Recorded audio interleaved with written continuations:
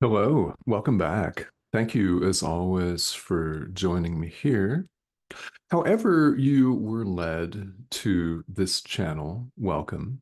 You actually don't have to be a student of A Course in Miracles at all to gain whatever insight you were meant to gain from this conversation today. There's a reason why you're here, whether it's that a friend recommended this or whether your YouTube algorithm recommended it or however you got here. What we're doing with this series of videos is we're going through one piece at a time, and generally it's only a few paragraphs at a time through the text of A Course in Miracles, which I, of course, invite you to read. And these conversations occur several times a week, as many of you know, because you're subscribers. If you're not, I'd love to have you. That's the prompt in the corner of your screen over here. So, as we go through the text of A Course in Miracles, it's worth taking a pause out of that to address all kinds of things that come up in life and that need clarification. And one of these ideas is central to our practice of the Course itself. In fact, it's how we change our mind, it's how we learn to see things as they really are. And that is the practice of true forgiveness, moment to moment, day to day, situation to situation. It's our true forgiveness that we undertake under the guidance of the Holy Spirit. A lot has been said, including in this series of videos, about true forgiveness, and a lot is written about it. There are many, many highly useful and insightful commentaries about it. So there's information to be found on that. And as we go forward, every now and then I will record a video and drop that video here so that if you want a primer on what true forgiveness is and is not, which is highly relevant, then you don't have to go sifting through 3.5 years worth of content because that is as long as this series has been running, and there's no reason to believe that it won't continue for many years to come. So, welcome. What I want to address today is our reluctance to forgive. Yeah. And I'm going to do it primarily with an example from my own life, which has been highly instructive. That may actually be an understatement, but let's address this today. Our reluctance to do it. So, what exactly do I mean by that? Because you may have a thought going on right now in your mind, protesting, saying, no, wait a minute, I'm not reluctant. Okay, no problem. We all are in one way or another, or we wouldn't be having this conversation. It would not be necessary because we'd all be completely awake in God. I mean, we'd all be enlightened, awakened. We would not be apparently here, and we're not actually here, but we appear to be here in the world of physical bodies, economic systems, and stuff. Yeah. This conversation would not be necessary if we had all learned to forgive truly and completely, and I mean 100% already. So there is a resistance to it that's built in as we identify with the ego. It's resistance that we must become aware of and bring to light. advance this discussion because we're all resistant to awakening. Are we? I mean, if we weren't, we'd be awakened. This conversation would not be necessary in any way. Yet here we are, right? Here we, shall I say, appear to find ourselves. Hmm. What's going on here is that here in this world, here in the dream, and it is a dream, we appear to still have work to do because we have not forgiven truly, wholly, and completely. We may have gone 99% of the way, and perhaps you have. And I think you have, or you wouldn't be interested in A Course in Miracles. That's for sure. Yeah. We may be actually really almost there, but we all have these little judgments. The Course calls them our hidden hates, which is apt, actually. What we do is sometimes we think, okay, no problem. I'm willing, ready, and willing to forgive 99.9% of the world, but that last fraction of a percentage, they can go straight to hell. And we use worse language than that, don't we? Right? We reserve these select little judgments for certain people or for certain groups of people. It could be for a different political party. That's one classic example of this at play, where we're willing to love on and forgive and spread the love of the Holy Spirit with almost everybody, but not this person, not these people. And that's what we bring to our awareness.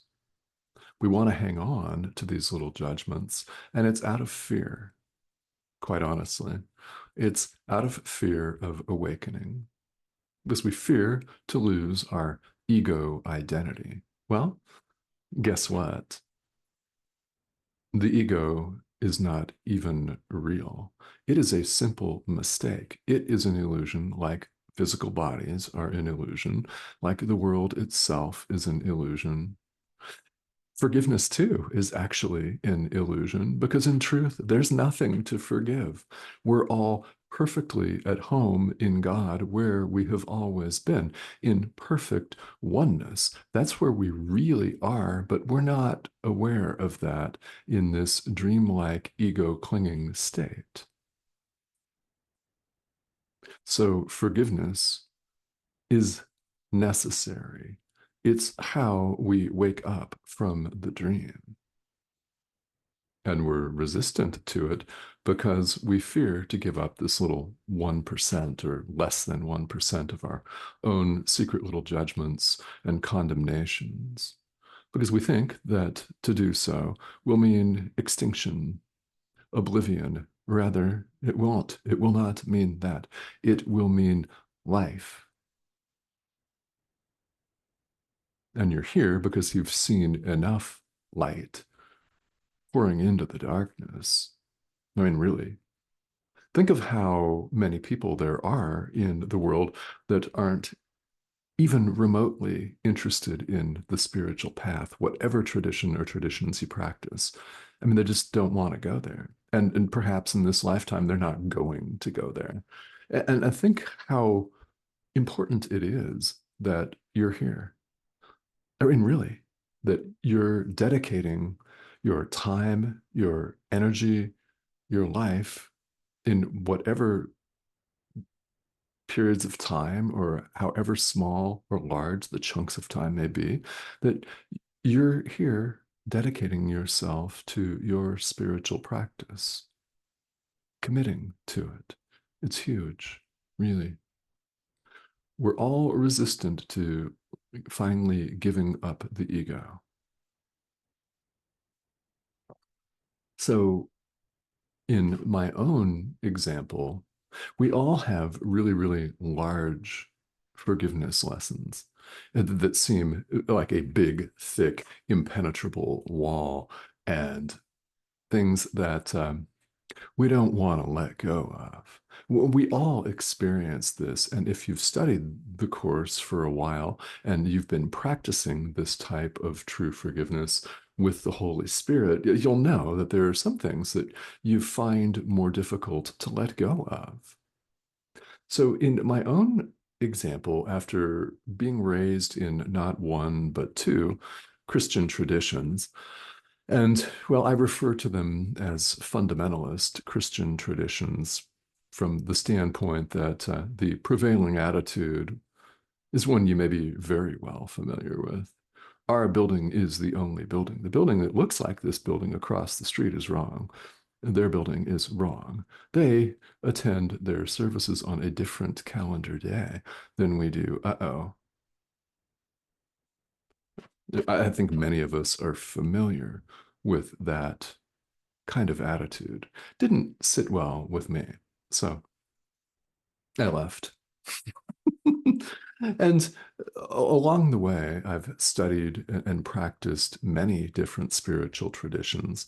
Fast forward to 2013, when the Course found me. I mean, we like to say here in the world, okay, I discovered this. No, no, it found me. And I opened it up and immediately began resonating with this. Now, I've been teaching. I was first invited to teach this material back in 2018. So what you're seeing right now is simply a continuation of that. I am a course student right along with all of you, which I think matters. It matters a lot. This is a self-study curriculum. There is no hierarchy, and this pixelated image that you see on your screen is not in charge of you. Thank God. I'm happy to help you along the way, of course, with questions and guidance, but yeah, I'm not in charge of you. Oh, that's good, isn't it? In reality, each of us has our own ego to cope with, which is quite enough. So, in my own instance, I began to read this material. I started the workbook. I began to read through the text, and it became immediately clear to me how much work I had to do. Oh, can you relate? How unenlightened I was running around and behaving, right? How judgmental I was, especially toward one person in particular, whom I'll talk about here in a second. Yeah, and just how much work that we actually have to do. And the idea of bringing all of our illusions to truth, bringing all of our darkness to light, bringing all of our drama to the Holy Spirit for forgiveness and release made perfect sense to me. But that didn't mean that I wanted to do it completely. I'm sure that you can relate. Because I had one very, very big forgiveness lesson to learn, and it's been the largest one of this lifetime for me to date. I mean, who knows what's going to actually crop up now? But I was extremely unwilling to embark on the forgiveness of my own mother. Now, maybe you can relate to this, a family member. In our family units, we often get some of the biggest support and love that we'll ever receive. And sometimes we receive the exact opposite. And sometimes it's both and alternates from one moment to the next, like a roller coaster going up and down and up and down. And you wonder, when can I get off? Yeah, I knew because the Course kept saying that I needed to forgive wholly, completely, and truly, because forgiveness is, in fact, either total or it's not at all. We can't keep this little fraction of a percent of our hidden hatreds and expect to awaken. And you know that makes sense. Doesn't mean you have to like it. And I didn't really want to hear that either. So to the extent that you're saying, yeah, dude, I don't know, man. No, I understand. I've been there. I didn't want to forgive her because of a pattern of abuse that had dated over 40 years of just a constant grating abuse and a wild inconsistency of treatment where I never knew if I was going to be loved or attacked brutally, attacked, not physically, but with words and emotions. Yeah, one of those types of experiences that I had been enduring for some time. In fact, it had colored my entire view of relationships because I grew up with this persistent emotional abuse. And by the way, it was exacerbated by the fact that my mother was a very, very violent alcoholic.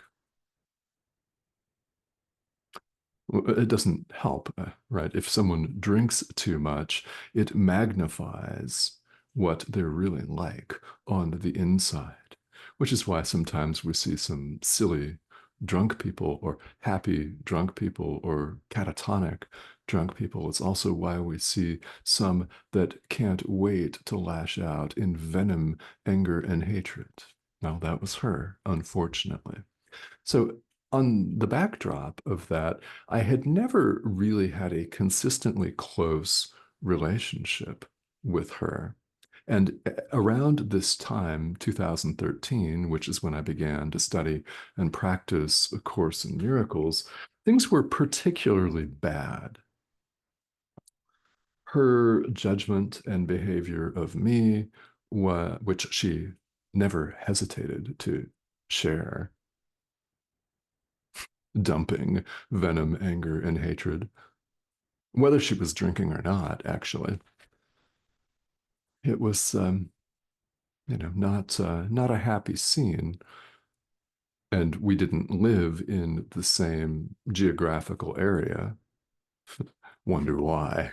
No, but the abuse would continue on the telephone. The abuse would continue over text, over emails, and all kinds of things. Just judgment against Cindy, who was then my girlfriend, now my wife, judgment against my kids, judgment on me, just judgment on everybody, and a pattern of destructive abuse that was very troubling.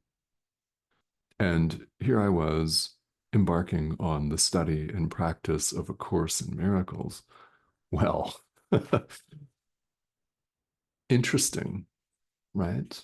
I knew that I needed to forgive her, but I was extremely hesitant. Why my armor was very thick? Because I had spent decades not knowing whether I was going to be loved on or attacked.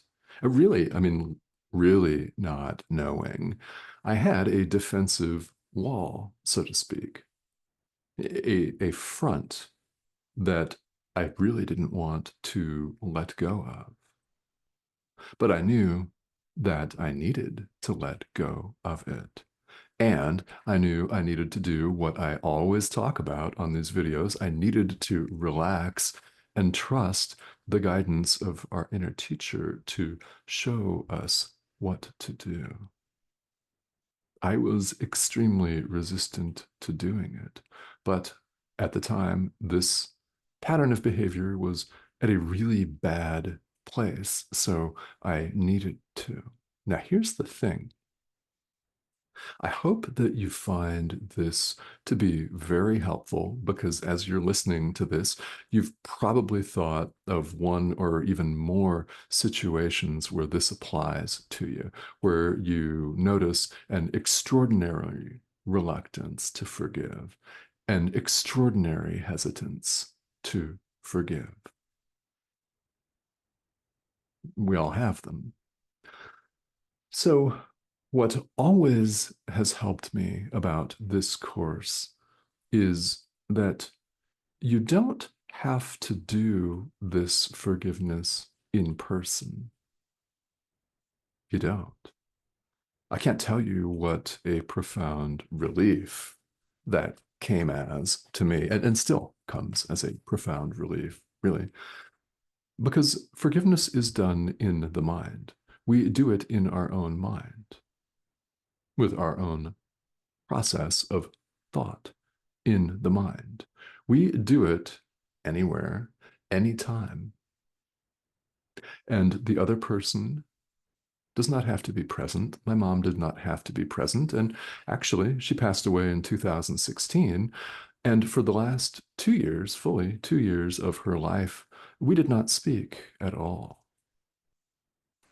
The forgiveness continued apace because I knew I needed to do it. And I was very, very comforted indeed to learn that I didn't have to call her.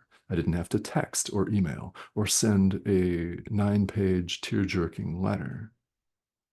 We didn't have to sit down and have a 5-hour conversation to clear the air completely. I went to work on my own mind, on myself. Here's what I began to notice: a lightness. I began to feel lighter. Her pattern of abuse began to tail off. It did. The more I forgave what was appearing to happen on the surface of life, the lighter I felt, the more at peace, the more content I felt. And I kept doing it. Every time I would think about her and it would rankle me or piss me off, to use a little bit more real language, right? I would forgive. And that's when we do it. Anything that's not wholly joyous is, in fact, an opportunity for us to forgive. And this course teaches us that everything that people do, everything at all, is one of two things. One, it is an act of love, or number two, it's a call for love, a cry for love, a cry for help. When someone behaves badly, it's a call for love. What is our appropriate response to someone's call for love? Love. Issue love. You don't have to call them up. Forgive in your own mind. Rinse, repeat. And the more I did that, the less this pattern of behavior bothered me. And I found myself, to my great happiness, and Cindy can attest to this, going through life lighter, lighter. She didn't start studying the course until 2018. So she spent those first 5 years paying close attention to what was going on with me. Yeah. This lightness, this calm and tranquility cannot possibly be understated. It's said here in the course that a tranquil mind is not a little gift. Oh, it's huge. Yeah. To achieve some peace of mind regarding this very troubling relationship with my own mother has been huge. And to the point where I recognized, even before she passed away in 2016, that I no longer felt the same way about her as I used to. I could go about life normally,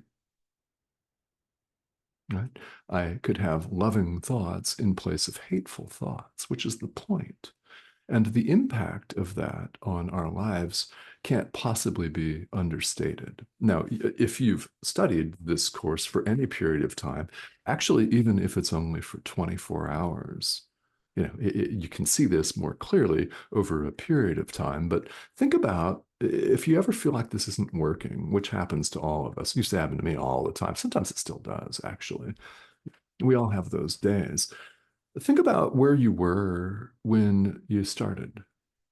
And where are you now? Does the same stuff bother you as much? Or do you not even think about it? If that's the case, if you can take a look at it and assess and think, okay, I'm actually more loving, I'm kinder, I'm more patient, I mean, I'm lighter emotionally. I smile more. I feel better. If you can say that, that is proof positive that this works. So we're invited to do it and to do it and to do it again. And it's important to notice what you're reluctant to do, because as in all aspects of life, spirituality is no different. That's what you should be doing. What you most fear to do or hesitate to do is what you should be doing. Now, it doesn't mean that you can do it all at once. Not even. I mean, it took me a couple, 3 years to go to work on forgiving my mom. And, you know, you may have one that takes longer than that. I don't know. But what we do with practicing this course is we allow ourselves to be led on any given day as far as we're able to go, as far as we're willing to go. We allow ourselves to be led by our inner teacher as far as we're willing to go. And he knows what your forgiveness lessons today need to be. You'll never get more than you're capable of. And a lot of the time, we're not even aware of feeling upset or angry. So we miss a lot of these opportunities. So be it, whatever, no problem. Forgive yourself, really. When you notice that you're less than joyous, not wholly joyous, forgive. It's an opportunity to do it. And the Holy Spirit won't give us more than we can handle. The guidance of our inner teacher is calm and patient, which is exactly why most of us appear to have this path. We call it actually our spiritual journey, our walk. We call it a path. Yeah, that's what it looks like. So we go as far as we're able to go on a given day, and we get up tomorrow and we do the same thing all over again. So, whatever it is that is your forgiveness opportunity, I invite you to pay attention to that. And if you're unsure what to do, first and foremost, ask the Holy Spirit for help. Ask for guidance. You will receive the guidance. And also, you're welcome to ask me. I'm here to serve as a guide for you. And if there's anything I can clarify or help you with, I'm happy to do it, including questions. So if you have questions, please feel welcome to leave them here in the comment thread on YouTube. That's, in fact, the perfect place for that. If you haven't subscribed, I'd love to have you join us again. That's the prompt in the corner of your screen. Just click that and several videos appear each week. When you join us, you'll see them all. So I thank you again for tuning in, and I hope this has been helpful to you in some way. Yeah, it's always good to hear someone's personal stories because we all have these days where it feels like we don't want to do it. All right. So I'm here to help with any questions you may have. Thank you for tuning in.